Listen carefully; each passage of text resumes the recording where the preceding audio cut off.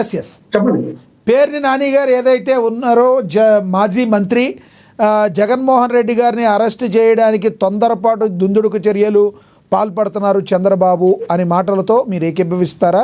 అసలు ఏం జరుగుతుంది, రానున్న రోజుల్లో ఏం జరగబోతుంది? సార్ లక్ష్మణ్ గారు, మీకు ఛానల్లో ఉన్న మిత్రులకి అందరూ కూడా నమస్కారాలు. నమస్తే అండి.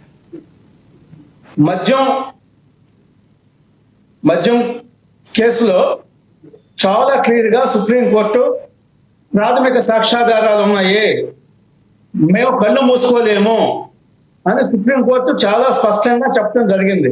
ఇది ధనంజయ రెడ్డికి, కృష్ణమోహన్ రెడ్డికి బెయిల్ ఇవ్వటం అనేది సాధ్యం కాదనేటువంటి పరిస్థితిగా సుప్రీంకోర్టు చాలా స్పష్టంగా చెప్పింది. అంతేకాదు, ఇప్పుడు 3,200 కోట్లు స్కామ్ అని చెప్పేసి సిట్టు దర్యాప్తు చేస్తుంది. అంతేకాకుండా 400 కోట్ల రూపాయలు బంగారం కొన్నట్టుగా కూడా మరి అవన్నీ కూడా బయటకు వచ్చినాయి. అంటే 1,00,000 మంది ఈ కల్తీ మద్యం వల్ల వాళ్ళ యొక్క కిడ్నీలు మొత్తం కూడా కిడ్నీలు పాడైనాయి అని చెప్పేసి చాలా క్లియర్ రిపోర్ట్లు కూడా వచ్చినట్టుగా గవర్నమెంట్ స్వయంగా మినిస్టర్ గారు చెప్తాం జరిగింది, హెల్త్ మినిస్టర్ అన్నమాట. అంటే రాష్ట్రంలో ఇట్లా కల్తీ మద్యమం, అదే విధంగా క్వాలిటీ ఉన్నటువంటి మద్యమం ఏవైతే ఉన్నాయో శ్రీనివాస్ గారు ఒక డౌట్. మీరు ఇప్పుడు ఏదైతే అన్నారో కల్తీ మద్యము కిడ్నీలు పోతాయని, మద్యం అంటేనే కిడ్నీలు పోతాయి, లివర్లు పోతాయి, దీనిలో మళ్ళీ కల్తీ మద్యము మళ్ళీ కిడ్నీలు పోవడం అంటే ఎలా? అంటే మామూలు మద్యం వల్ల ఒక 10 years కిడ్నీలు పోతే, ఈ కల్తీ మద్యం అంటే చీప్ లిక్కర్ లేదా చీప్ క్వాలిటీస్ ఏదైతే ఉన్నాయో ఆ చీప్ క్వాలిటీస్ వల్ల 6 months కే కిడ్నీలు పోతాయి. మామూలుగా 10 years కు పోవచ్చు, కాదంటలేదు. కానీ ఈ చీప్ లిక్కర్ వల్ల కేవలం 6 months లోనే పోయేటువంటి పరిస్థితి ఉంది. స్వయంగా మనకి సత్యకుమార్ గారు, యాదవ్ గారు, మినిస్టర్ హెల్త్, ఆయన స్వయంగా చెప్పారు దగ్గర 1,00,000 మంది కిడ్నీలు పాడైపోయినవి ఈ మద్యం వల్ల, కల్తీ మద్యం వల్ల అని చెప్పేసి. అంటే ఏ ప్రభుత్వం అయినా కూడా పారదర్శకంగా పరిపాలన ఉన్నప్పుడు మరి డిజిటల్ పేమెంట్ చేస్తే ఇంత సమస్య వచ్చేది కాదు.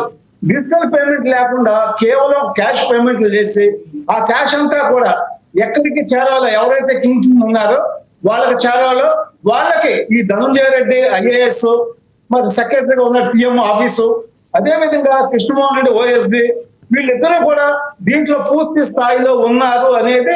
అదే విధంగా గోవిందప్ప, ఏది భారతీయ సిమెంట్స్ కి లైఫ్ లాంగ్ డైరెక్టర్ ఎవరైతే ఉన్నారో, ఆ పర్మనెంట్ డైరెక్టర్ ఎవరైతే ఉన్నారో, వీళ్ళ ముగ్గురు ప్రధానమైన బాధ్యతలు ఉన్నాయి.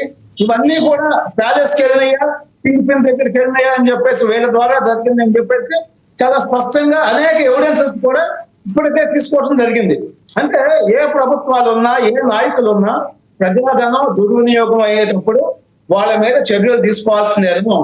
ఇవాళ పిఎస్ఆర్ అనేటువంటి ఒక డీజీపీ స్థాయి ఆఫీసర్ని ఒక మహిళని కిడ్నాప్ చేస్తే ఆయన అరెస్ట్ చేశారు. అట్లా పెద్దవాళ్ళు చిన్నవాళ్ళు అనేది ఎవరు తప్పు చేసినా, వాళ్ళు ఎమ్మెల్యేలా, ఎంపీలా, మంత్రులా, లేదా ఐఏఎస్లా, ఐపీఎస్లా అనేది కాదు. ఎవరు తప్పు చేసినా, ఏ ప్రభుత్వం ఉన్నా మరి వివాదాలకు అతీతంగా పారదర్శకంగా ప్రభుత్వం నడవాలంటే డెఫినెట్ గా చర్యలు తీసుకోవాలి. తీసుకున్నప్పుడు ప్రజోద్యమం దుర్వినియోగం కాదు. మీరు చూసారు ఢిల్లీ గవర్నమెంట్ లో 100 కోట్ల రూపాయలకే మరి దగ్గర 3 రాష్ట్రాల గవర్నమెంట్ లో ఢిల్లీ స్కామ్ లో ఉన్నాయి. మన ఆంధ్రప్రదేశ్ లో అప్పుడు ఉన్నటువంటి జగన్మోహన్ రెడ్డి గవర్నమెంట్ లో ఉన్న వ్యక్తులు కానీ, మరి కేసీఆర్ కుమార్తె కానీ, ఢిల్లీలో ఉన్నటువంటి మన కేజ్రీవాల్ కానీ, మరి అలాంటి ఇక్కడ 1000 కోట్లు జరిగింది. మరి జరిగినప్పుడు వీటి మీద మరి సిట్ చేశారు, ఇవన్నీ విచారణ జరుగుతున్నాయి. సుప్రీంకోర్టు కూడా చాలా క్లియర్ గా ప్రాథమిక సాక్ష్యాధారాలు ఉన్నాయని చెప్పారు. కాబట్టి వాటిని మనం తోసేయడానికి అవకాశం లేదు. అది చంద్రబాబు నాయుడు కక్ష సాధింపు, జగన్మోహన్ రెడ్డి కక్ష సాధింపు కాదు. ఇది ప్రజాధనం వృధా కాకూడదు. అదే విధంగా మీరు మద్య నిషేధం చేస్తామని చెప్పేసి స్వయంగా గవర్నమెంటే మద్యం మరి శ్రీనివాస్ గారు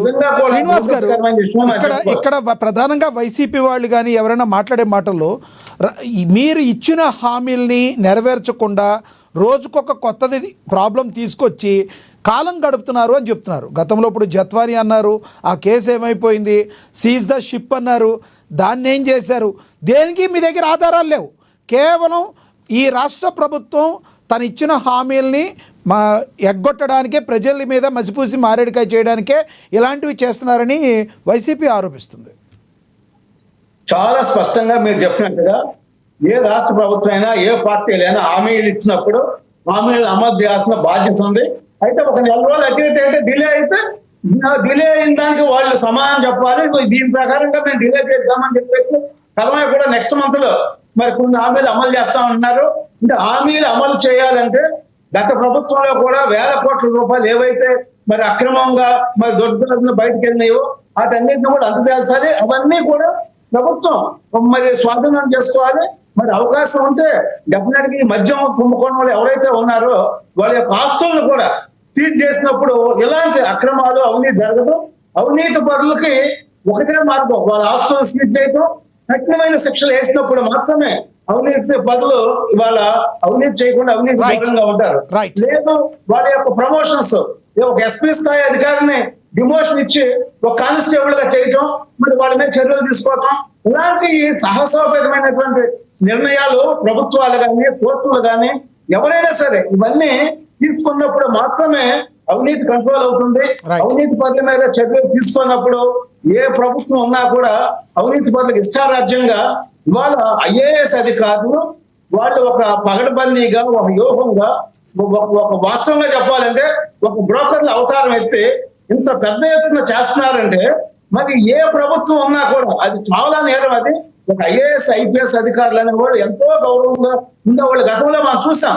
ఈ రోజు వాళ్ళు కూడా అవినీతికి పూర్తిగా తలవంచి వాళ్ళ పోస్టింగ్స్ కోసం అని చెప్పేసి చేయరాని పనులు చేస్తూ అవినీతికి పాల్పడుతూ రాష్ట్ర సంపదను దోపిడీ చేసే దాంట్లో ఈ ఐఏఎస్ ఐపీఎస్ అధికారులు ఉన్నారు. వాళ్ళనే కఠినంగా శిక్షించాలి. వాళ్ళ వెనకాల బాసులు ఎవరున్నారో వాటిని కూడా నిగ్గు తేల్చాలి. అప్పుడే ప్రజల సంపద ప్రజలకు వస్తుంది.